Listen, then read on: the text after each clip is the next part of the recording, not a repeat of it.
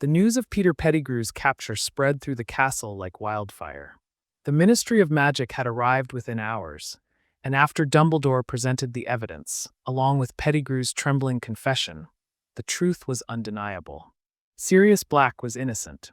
By morning, Cornelius Fudge himself signed the official document that declared Sirius a free man and stripped away the status of fugitive. Pettigrew was taken away in chains, destined for Azkaban, the very prison he had condemned Sirius to for 12 long years.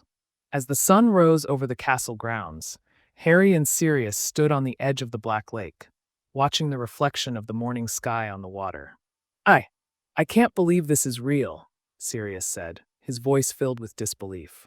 "I thought I'd never see the world beyond those prison walls again." Harry smiled softly. "You're free now. And you're not alone anymore." Sirius turned to look at Harry, his eyes filled with emotion. "I should have been there for you, Harry. I should have taken you in after James and Lily. I failed you." Harry shook his head. "No, you didn't fail me. The world failed you. But now we have a second chance." Sirius hesitated, almost afraid to ask. "Harry, would you want to live with me? I know I can't replace your parents, but I want to be there for you. I want to give you the home you've never had." Harry's heart swelled with emotions he couldn't describe. All his life, he had longed for a real family, for someone who loved him, someone who would protect him, not out of obligation but out of genuine care. "I'd love that," Harry said, his voice trembling. Sirius grinned, his eyes shining with tears. "Then it's settled. From this day forward, you're not just James and Lily's son. You're my family too." That day, the entire school celebrated the downfall of Peter Pettigrew and the freedom of Sirius Black. Even the teachers seemed to smile a little brighter. Ron and Hermione stood by Harry's side, knowing that this moment would change his life forever. "You deserve this, mate," Ron said with a grin. "You've finally got the family you've always wanted," Hermione added softly. Harry couldn't stop smiling. For the first time, he wasn't the boy who lived. He was just Harry, a boy who had lost everything, and now was slowly reclaiming it all. Later that evening, as Harry sat in the common room, he pulled out another letter from Petunia. "I heard the news, Harry. Sirius Black is free. I suppose this is where my role ends. I kept the truth from you all these years, not out of hatred, but out of fear. Fear of losing my sister, fear of losing you. But I see now, Lily never truly left you. You carry her kindness, her courage, and her heart. And now, you're free to follow the path she would have wanted for you. I wish I could have been braver, Harry, but I'm proud of the boy you've become. And I know, your mother would be too." Petunia. Harry felt tears sting his eyes as he folded the letter. Maybe Petunia wasn't perfect. Maybe she had made mistakes. But in her own way, she had loved him too. As the stars twinkled above Hogwarts, Harry felt something he'd never felt before. Peace. Because for the first time in his life, he wasn't facing the world alone. He had Sirius. He had his friends. And he had the truth. Sirius decided to stay at Hogwarts for a while, not just to be close to Harry, but to help him adjust to this new reality. Harry couldn't help but feel lighter, as if the invisible chains that had bound him for years had finally shattered. It was the first morning Harry woke up without the looming fear of being unwanted or unloved. For the first time, he had something to look forward to, a future where he wasn't trapped in the Dursleys' house, but instead living with someone who truly cared about him. As they sat by the Black Lake, Sirius glanced at Harry. "You know, James and I used to sit right here after Quidditch practice. Your dad, he was the best seeker Hogwarts ever had. Until you, of course." Harry smiled, feeling pride swell in his chest. "I wish I knew more about him," Harry admitted. "About my mum, too." Sirius's expression softened. "I promise, Harry. I'll tell you everything. About James, Lily, and the Marauders. Everything that was stolen from you." Harry felt a strange warmth in his heart. For so long, he'd felt like a piece of him was missing, but now that missing piece was slowly being restored. That afternoon, Dumbledore summoned them to his office. "As you know, Harry, Sirius is now a free man. However, the Ministry remains hesitant about allowing you to leave the Dursleys permanently.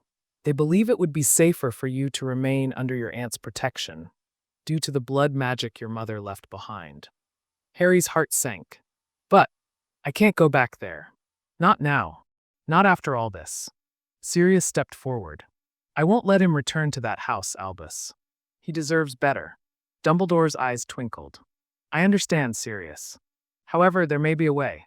If Petunia Dursley willingly releases Harry from her care and acknowledges Sirius as his rightful guardian, the Ministry would have no grounds to object. Harry's eyes widened. Petunia would have to let him go. Harry sent a letter to Petunia that evening, explaining everything. The next morning, an owl arrived with her reply. Harry, I always knew this day would come. I've kept you in our home not out of love, but out of obligation. But I see now that keeping you locked away from the truth was never protection. I see Lily in you, her strength, her kindness. And perhaps it's time I let her son be free. Sirius Black is your family now. I release you from the life we forced upon you. I only hope one day you can forgive me. Petunia. Harry felt tears sting his eyes as he read the letter. It was over. He was free. That evening, Dumbledore personally approved the official guardianship papers. With one stroke of the quill, Sirius Black became Harry Potter's legal guardian. As Harry signed his name next to Sirius's, he felt something he'd never experienced before. Belonging. Later that night, as they walked back to the Gryffindor Tower, Sirius placed a hand on Harry's shoulder. I know I can't bring your parents back, Harry, but I'll spend the rest of my life making sure you never feel alone again. Harry looked up at him, tears glistening in his green eyes. You already have. In that moment, Harry knew his parents' sacrifice hadn't been in vain, because now he had something Voldemort could never take from him. A home, a family, and a future worth fighting for. The days following Sirius's official guardianship felt surreal to Harry. For the first time in his life, he wasn't dreading the end of the school year. He wouldn't be returning to Privet Drive. There would be no locked cupboard, no Dudley, and no Aunt Petunia's cold stares. Instead, he would be going home with Sirius Black, his godfather. And that thought filled Harry's heart with something unfamiliar, yet deeply comforting. Hope. Harry, Ron, and Hermione sat in the Gryffindor common room late that evening, the warm fire crackling beside them. So, where are you two planning to live? Ron asked, curiosity in his eyes. Harry glanced at Hermione, then smiled. Sirius said he still owns the Black family home. It's a bit dark, but he wants to fix it up. For us. Hermione beamed. That's wonderful, Harry. You finally have the family you've always deserved. Harry couldn't stop himself from smiling. He finally did. A few days later, the Hogwarts Express steamed away from the station, carrying Harry and his friends back to London. But this time, instead of the Dursleys waiting for him, Sirius stood on the platform. The moment Harry stepped off the train, Sirius pulled him into a tight embrace, and for the first time, Harry felt what it was like to be welcomed home. I've got us a place, Harry. Grimmauld Place might not be perfect yet, but we'll make it ours. I don't care what it looks like, Harry said softly. As long as you're there, it's home. Grimmauld Place was dark, dusty, and filled with haunting memories of the Black family's twisted past, but with Sirius by his side, Harry didn't care. They spent the summer cleaning, laughing, and slowly turning the once cold house into something warm and filled with life. Sirius told Harry endless stories about James and Lily. Stories of how they met, how James chased after Lily for years before she finally agreed to date him, and how fiercely Lily loved her son.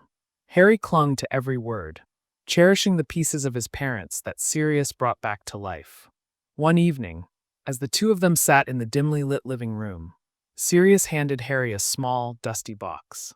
Your father wanted you to have this when you were ready. Harry opened the box with trembling hands and found an old, enchanted photo album. There were pictures of James and Sirius during their Hogwarts days, laughing and causing mischief. Pictures of James and Lily on their wedding day. And then, a picture of baby Harry, cradled in Lily's arms, with James grinning proudly beside her. Harry felt tears sting his eyes. I wish they were here, Harry whispered. Sirius placed a hand on his shoulder. They are Harry, in you. And now you have me, for as long as you want me. Harry smiled through his tears. I want you always. That summer, Harry experienced things he never thought possible. He woke up to the smell of breakfast, cooked terribly by Sirius, who insisted on learning how to be a proper guardian. They flew together on their broomsticks in the backyard, with Sirius teaching Harry new tricks James once used. And at night, they would sit by the fireplace, talking about the past, the future, and everything in between. For the first time in his life, Harry felt safe. As September approached, and it was time to return to Hogwarts, Sirius insisted on walking Harry to the platform. "You're not alone anymore, kiddo," Sirius said, ruffling Harry's hair. "I'll be here when you come back. Always." Harry grinned. "I know." As the train pulled away, Harry leaned out of the window, watching Sirius wave until he was out of sight. Harry turned to Ron and Hermione, his heart full in a way it never had been before. "This year is going to be different," Harry said with a smile. Ron raised a brow. "How do you know?" Harry looked out the window, where Sirius had stood moments ago. "Because I finally have something Voldemort can never take from me." "What's that?" Hermione asked. Harry smiled. "A family." As the Hogwarts Express sped through the countryside, Harry leaned back in his seat, feeling a strange sense of peace he'd never known before. For once, he wasn't returning to school with a heavy heart, nor was he counting down the days until he would be forced back to the Dursleys. He had Sirius now. A home. A family. And that changed everything. The moment Harry stepped into the Great Hall, whispers filled the air. News of Sirius Black's innocence had spread like wildfire, and many students couldn't believe that the man once feared as a mass murderer was actually Harry's godfather. Even Malfoy, who usually smirked and taunted Harry, seemed unsure of what to say. But Harry didn't care. He had bigger things to focus on. During the first defense against the dark arts lesson, Professor Lupin smiled warmly at Harry. "I heard the news about Sirius," Lupin said quietly as the class began. "James and Lily would be proud of you, Harry. You've done something extraordinary, bringing the truth to light." Harry's heart swelled with pride. Lupin, too, had been part of his parents' world. Another piece of the puzzle that was slowly coming together. As the weeks passed, Harry found himself excelling in his classes, not because he felt pressure to prove himself, but because, for the first time, he felt supported. Sirius sent him letters almost every day, filled with stories of James and ridiculous things the Marauders did at Hogwarts. Sometimes, Sirius even slipped in advice on how to properly prank Snape without getting caught, much to Hermione's disapproval. "I can't believe you're encouraging this, Harry." Hermione huffed as Harry read Sirius's latest letter. "Come on, Hermione," Ron grinned. Harry finally has a proper role model. But while Harry felt more grounded than ever, something else lingered in the back of his mind. Voldemort. The Dark Lord was still out there, growing stronger in the shadows. Harry couldn't forget the visions he'd seen during the previous year. The dreams. The strange connection he seemed to have with Voldemort. One evening, as he sat in the common room, Harry decided to write to Sirius. "Dear Sirius, I know things have been going well lately, and I finally feel like I belong somewhere. Thanks to you. But I can't shake this feeling that something dark is coming. Voldemort, he's not gone. I can feel it. I'm scared, Sirius. Not for myself, but for the people I care about. What if I can't stop him? What if I lose everything? Again?" Sirius's reply came the next morning. "Harry, I won't lie to you, Voldemort is out there. And he will rise again. But listen to me carefully. You are not alone in this fight. You have me. You have your friends. You have Dumbledore. And most importantly, you have your parents' blood running through your veins. That's something Voldemort will never understand. He thinks love is weakness. But it's the very thing that will defeat him. And when the time comes, I will fight by your side. Always. Sirius." Harry read the letter over and over again, feeling something powerful stir within him. Sirius was right. He wasn't that helpless boy who lived in a cupboard anymore. He had people who loved him, people who believed in him. And that gave him strength. As the weeks turned into months, Harry trained harder than ever in defense against the dark arts. With Lupin's guidance and Sirius's advice, Harry learned spells and defensive techniques far beyond his age. Even Hermione and Ron couldn't keep up with how quickly he was growing stronger.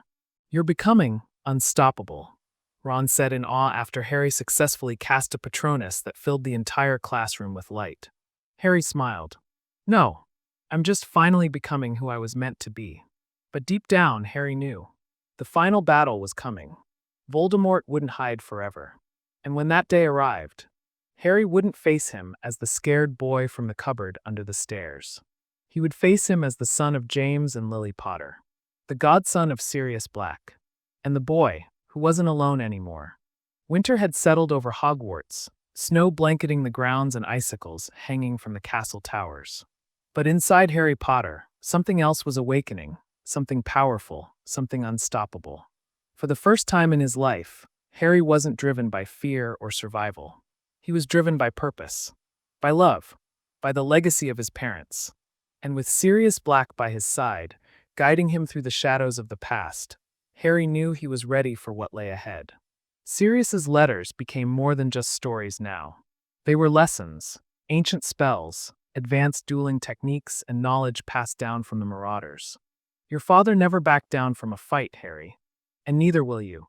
When the time comes to face Voldemort, you'll be ready. Harry took those words to heart. He spent hours in the room of requirement, practicing spells that only experienced Aurors could master. Even Professor Lupin was astonished. "You're not just learning magic, Harry," Lupin said quietly after witnessing Harry cast a flawless shield charm. "You're becoming something greater." But Harry wasn't the only one changing. Ron and Hermione refused to leave his side. "We're in this together, mate," Ron said firmly. "Always. Your parents fought for a better world, Harry," Hermione added, "and we'll fight with you to protect it." And so the three of them, bonded by friendship, loyalty, and love, became an unstoppable force. Yet, something strange was happening within Harry. His connection to Voldemort. It was growing stronger. The dreams returned. Dark visions of Voldemort's plans. His followers gathering. His search for something ancient. The Horcruxes. Harry confided in Sirius, who listened with a grim expression. "I suspected this," Sirius admitted. "Dumbledore once told me that Voldemort left a part of himself in you the night he tried to kill you. That's why you can feel him." Harry's blood ran cold. "Then, how do I stop him?" Sirius's eyes burned with fierce determination. "We find the Horcruxes. We destroy them. And when the time comes, you face him. But this time, Harry, you won't face him alone." That night, Harry sat by the fire in the Gryffindor common room, clutching the letter Petunia had sent him months ago. He remembered her words. "You carry Lily's kindness and James's courage." For so long, Harry had felt like an orphan. But now, he felt the strength of his mother's love, the bravery of his father, the loyalty of his friends, and the fierce, unwavering protection of Sirius Black. He wasn't the boy who lived anymore. He was the boy who would fight. As the year pressed on, Harry's power grew. He mastered wandless magic. He learned how to cast protective wards that even ancient wizards feared. And with Sirius teaching him secret dueling techniques from the Order of the Phoenix, Harry became something Voldemort never expected. A true Potter. But fate was already shifting. Late one night, Harry woke up in a cold sweat, his scar burning with searing pain. In his vision, he saw Voldemort standing in the shadows of an ancient graveyard, holding something dark and twisted in his pale, skeletal hand. A Horcrux. Harry stumbled out of bed and rushed to the fireplace in the common room, throwing in a handful of Floo powder. Grimmauld Place. Sirius's face appeared in the flames moments later, eyes filled with concern. "What's wrong, Harry?" "I saw him, Sirius. I saw Voldemort. He's found another Horcrux." Sirius's face hardened. "Then it's time, Harry. Time to stop hiding. Time to fight back." Harry clenched his fists. "I'm ready." By morning, Harry stood before Dumbledore's office with Sirius by his side. "We know what Voldemort is after," Harry said firmly. "And we know how to stop him." Dumbledore's eyes twinkled with something that looked almost proud. "Very well, Harry. The war has waited long enough. Let the hunt for the Horcruxes begin." As Harry stepped out of the office, Sirius placed a hand on his shoulder. "I'll be with you through all of it, Harry. Until the very end." Harry looked up at his godfather, his heart burning with determination. "No, Sirius. This is just the beginning." The air in Grimmauld Place was heavy with tension. The dimly lit kitchen, once filled with the echoes of the Black family's dark legacy, now served as the headquarters for something far greater. Harry stood at the head of the table, Sirius at his side. Ron and Hermione sat across from them, their eyes burning with the same determination that filled Harry's heart. "We know Voldemort split his soul into pieces," Harry began. "Horcruxes. And if we destroy them, we destroy him." Sirius nodded. "Dumbledore believes there are 6 Horcruxes. One was the diary, which you destroyed in second year. The ring. Dumbledore destroyed that. But there are still 4 left." Harry's mind raced. The locket, the cup, the diadem, and the snake. That night, Harry sat in the drawing room of Grimmauld Place, the locket that once belonged to Regulus Black resting in his palm. Sirius leaned against the doorframe, watching him. "My brother died trying to destroy that thing," Sirius said quietly. "He knew what Voldemort had done, but he didn't live long enough to finish it." Harry tightened his grip on the locket. "Then I'll finish what he started." With Hermione's research and Sirius's knowledge of the wizarding world, the hunt for the remaining Horcruxes began. Their first target, Helga Hufflepuff's cup, hidden deep within the vaults of Bellatrix Lestrange and Gringotts. Breaking into the most secure bank in the wizarding world wasn't exactly easy. But with Sirius's experience as an animagus and Hermione's brilliant mind, they managed to infiltrate the vault. The moment Harry's hand closed around the golden cup, he felt the darkness that radiated from it. "It's filled with Voldemort's soul," Hermione whispered. "We destroy it," Harry said firmly. "Now."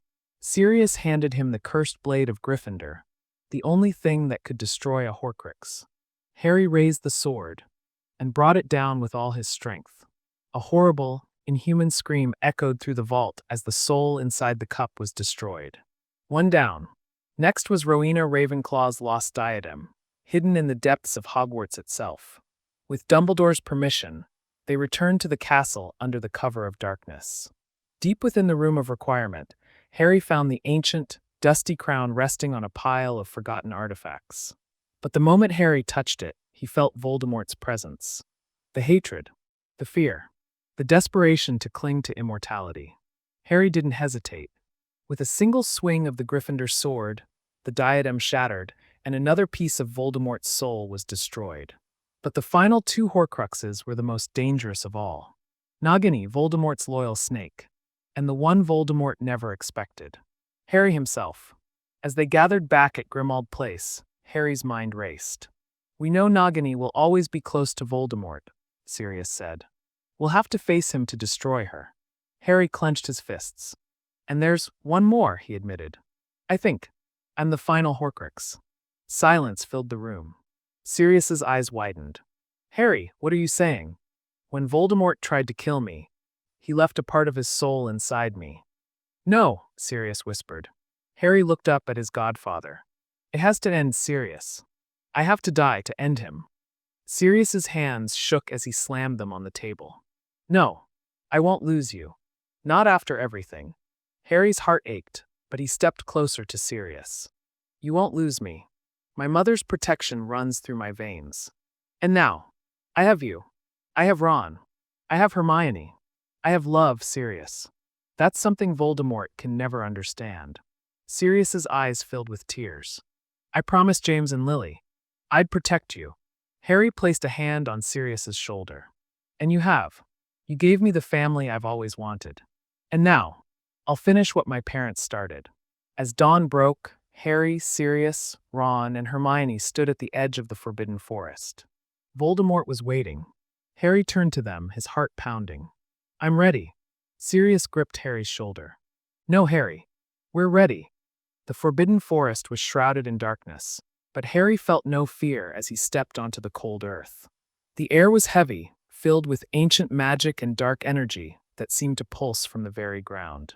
Sirius walked beside him, his wand gripped tightly, his jaw clenched with determination. Ron and Hermione followed closely, refusing to leave Harry's side. "Whatever happens, we face it together," Hermione whispered. "No turning back now, mate," Ron added with a weak smile.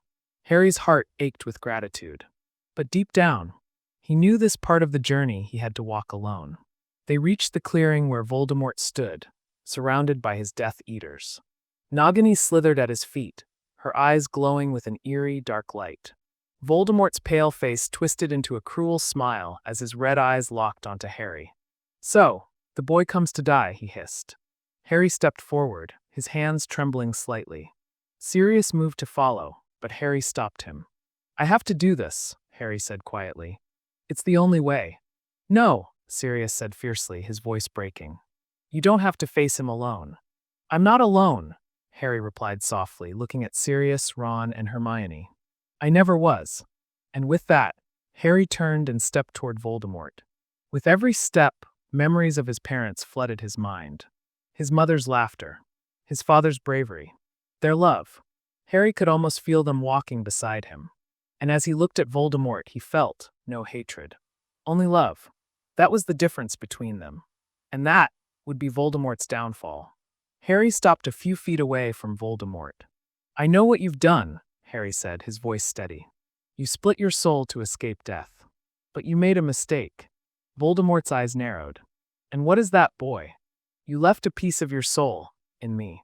A flicker of fear crossed Voldemort's face. And now, Harry took a deep breath, tears burning in his eyes. "I'm here to set it free."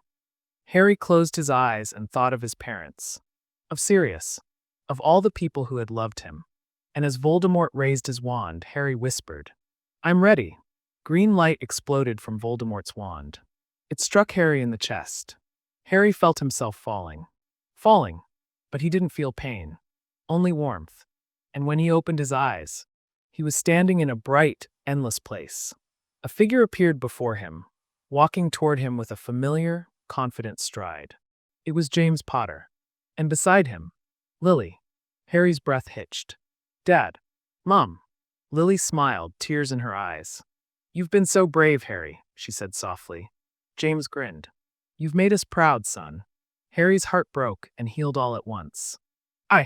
I want to stay," Harry whispered. Lily stepped forward and gently cupped his face. "But you can't, my love. There's still one more piece of Voldemort left. And only you can finish this." Harry looked back, seeing the world he'd left behind. Ron, Hermione, Sirius.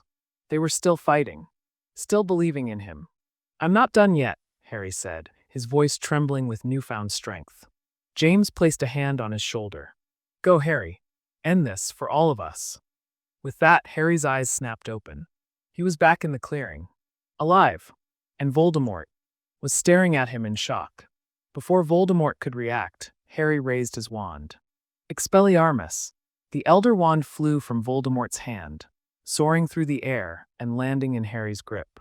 In that moment, Sirius lunged forward and swung the cursed blade of Gryffindor, straight through Nagini's neck. The snake's body collapsed with a final hiss. The final Horcrux. Destroyed. Voldemort's eyes widened in horror as he stumbled backward. No, this isn't possible." Harry stepped forward, his voice steady and filled with power. "You've lost, Tom. Not because of magic, but because you never understood love." With one final burst of light, the Elder Wand obeyed its true master. And Lord Voldemort, the darkest wizard of all time, fell. The forest was silent. And Harry Potter had won. Sirius ran to Harry, pulling him into a tight embrace, tears streaming down his face.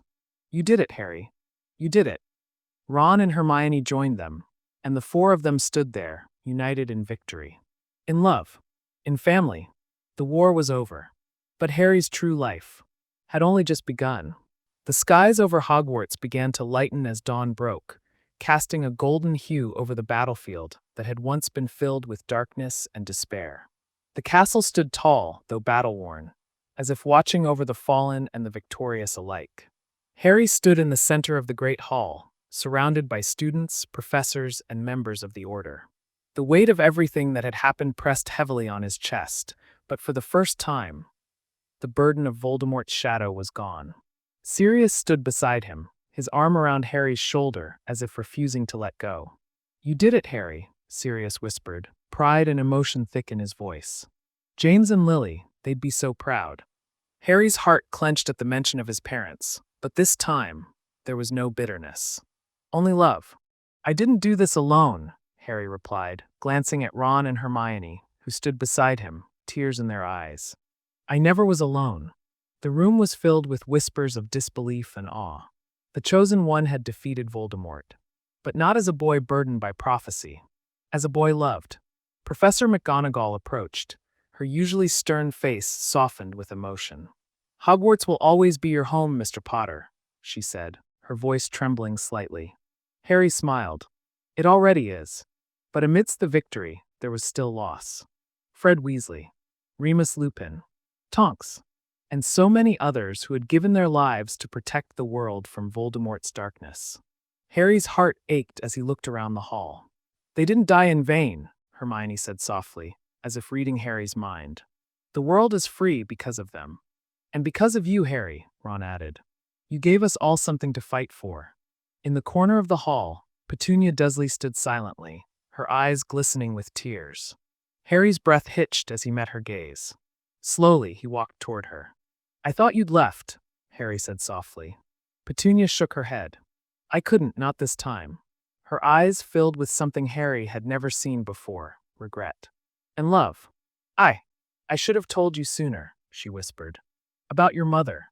About how much she loved you. I was just afraid." Harry felt a lump rise in his throat. "You weren't the only one who was afraid," he admitted. For the first time in years, Petunia reached out and gently touched Harry's face. "You have her eyes," she whispered. "And James's heart." Tears streamed down Harry's face as he embraced his aunt, finally letting go of the pain that had haunted them both for so long. The great hall erupted in quiet applause, and Harry turned to find the entire school watching him. But this time, they didn't see the boy who lived. They saw Harry Potter. A son, a friend, a true wizard. In the days that followed, the world began to heal. The Ministry of Magic was rebuilt. Hogwarts reopened its doors. And for the first time in decades, the world felt safe. Harry stood by the black family tapestry in Grimmauld Place, Sirius beside him. "Your name deserves to be here," Sirius said, raising his wand. With a flick, the ancient magic obeyed, and Harry's name appeared in golden letters. Harry James Potter, son of James Potter and Lily Evans. Protected by love. The true heir of the Marauders. Harry smiled through his tears. "Your parents would be proud," Sirius said softly. Harry looked at Sirius, the only father figure he'd ever truly known, and replied, "They already are." As the days turned to weeks, Harry, Ron, and Hermione returned to Hogwarts to finish their final year. But Harry was no longer the boy who lived in the cupboard under the stairs. He was the boy who lived and loved. Late at night, as the stars shone over the castle, Harry stood at the top of the astronomy tower, looking out over the grounds. The wind whispered through the air, and for a moment, Harry could almost hear his mother's voice. "You are loved, Harry. You always were." And for the first time in his life, Harry Potter felt free. Months had passed since the final battle, and though the world was slowly healing, the scars of war remained. Yet, within Harry's heart, there was a newfound peace, one he had never known before. Hogwarts stood tall once more, filled with laughter and hope. The Great Hall, once a battlefield, was now filled with students who could finally live without fear. Harry, Ron, and Hermione had returned to complete their final year, not as children burdened by darkness, but as heroes who had changed the wizarding world forever. But there was still one final thing Harry needed to do. On a quiet morning, Harry stood before the entrance of Godric's Hollow. The old, weathered cottage where his parents had died stood in silence, untouched by time. Sirius stood beside him, offering silent support. "You've never been here, have you?" Harry asked, his voice trembling. "No," Sirius replied. "I couldn't bear it, until now." Harry stepped forward, pushing open the rusty gate. His heart pounded as he walked toward the ruins of the home where his life had begun, and where his parents' lives had ended. The air felt heavy with memories. Harry could almost hear his father's laughter echoing through the walls, his mother's gentle voice singing him to sleep. And then, that final scream, Lily's desperate cry as she shielded him from Voldemort's curse. Harry's eyes burned with tears as he knelt before the broken house. "I'm sorry," he whispered. "I couldn't save you, but I did what you would have wanted. I ended it. I ended him." Sirius placed a hand on Harry's shoulder, his own eyes glistening. "James and Lily never wanted you to carry this burden, Harry. They wanted you to live, to be happy. And now you can." Harry rose to his feet and turned toward the small graveyard behind the village church. There, beneath the old yew tree, were the graves of James and Lily Potter. Harry knelt before them, tracing the words etched in stone. The last enemy that shall be destroyed is death. Harry's tears fell freely. I missed you every day, he whispered. But I promise. I'll live the life you gave me. I'll make you proud. Sirius stepped forward and placed something beside the grave. It was an old photograph, one that Harry had never seen before. It was James, Lily, and baby Harry, laughing in the sunlight. A moment of pure joy before the darkness came. Harry's heart swelled with emotion. As they stood in the quiet of the graveyard, Harry felt something shift within him. The anger, the pain, the loneliness. It was fading, because he finally understood. His parents had never truly left him. Their love lived on in him. That night, back at Grimmauld Place, Harry sat with Sirius, Ron, and Hermione by the fireplace. I've been thinking, Harry said quietly, about what comes next. Ron raised an eyebrow. You mean other than becoming an Auror and saving the world again? Harry chuckled. No, something more. I want to rebuild the world my parents fought for. I want to create a world where no child grows up unloved. The way I did. Sirius's eyes softened. James would have wanted that. And I'm going to start by reopening the Potter family home, Harry said with determination. I want to fill it with love, with laughter, with family. Sirius smiled. Then you won't be doing it alone. Because you have a family now, Harry. You always did. As the fire crackled softly, Harry leaned back and looked around at the people who had stood by him through everything. Ron and Hermione, his best friends, his family. And Sirius, the man who had become the father Harry had always longed for. For the first time in his life, Harry didn't feel like the boy who lived. He felt like the boy who was loved. And in that moment, Harry knew. This was only the beginning. A year had passed since the fall of Voldemort. The wizarding world was slowly healing, and so was Harry. The Potter family home in Godric's Hollow, once a place of tragedy, now stood restored, not with magic, but with love and care. The broken walls had been rebuilt, and the old, dusty rooms were now filled with warmth and laughter. This was home. Harry stood in the garden, the morning sunlight bathing him in golden light. He watched as Sirius and Remus worked together to charm the wooden swing that James had built long before Harry was born. Nearby, Hermione was reading an ancient spellbook while Ron lazily tossed gnome after gnome over the hedge. And there, by the rose bushes, stood Petunia Dursley, carefully tending to Lily's favorite flowers. Harry walked over to her. You've taken care of these flowers ever since she left, haven't you? He asked softly. Petunia's hands trembled as she touched a blooming white lily. I hated magic, she admitted, her voice heavy with years of regret. But I never hated her. I never stopped loving her. Harry's eyes burned with tears. And I never stopped wishing for you to love me, he whispered. Petunia's eyes filled with emotion as she turned to face him. I'm sorry, Harry. For everything. Harry didn't hesitate. He stepped forward and embraced her. I forgive you, Aunt Petunia. In that moment, years of bitterness and pain melted away. As the sun rose higher, guests began to arrive at the Potter home. The Weasleys, the Order, even Professor McGonagall and Hagrid, who wiped his tears on his enormous handkerchief. And then, from the front gate, two familiar figures appeared. Andromeda Tonks, holding little Teddy in her arms. Harry's heart swelled as the baby's tiny hair turned from turquoise to jet black the moment he saw Harry. Hey there, little guy, Harry said, taking Teddy in his arms. Teddy giggled, reaching for Harry's glasses. I'll always be here for you, Harry whispered, just like my parents would have been for me. As the afternoon sun bathed the garden, Sirius raised his glass. To James and Lily Potter, he said, his voice trembling with emotion. And to the boy who carried their legacy and built a world they would be proud of. Everyone raised their glasses. To Harry Potter, the boy who lived, the boy who loved. As laughter and joy filled the air, Harry looked around at the faces of the people who had become his true family. He thought of his parents, of Dumbledore, of Remus and Tonks, of Fred, and he knew their sacrifices had not been in vain. That night, as the stars twinkled above Godric's Hollow, Harry stood alone in the garden. From the shadows, he heard a soft voice. You did it, my son. Harry turned and saw them, James and Lily Potter, standing side by side, smiling with pride. Harry's breath caught in his throat. I miss you, he whispered. Lily's eyes sparkled with love. We never left, Harry. We've always been here, in your heart. James grinned. And you've given the world something Voldemort never could. Hope. Love. Family. Harry's eyes filled with tears. I'll make sure your legacy lives on, he promised. James smirked. You already have, kid. As the spirits of his parents faded into the night, Harry felt whole, loved, and free. The boy who lived had finally found peace.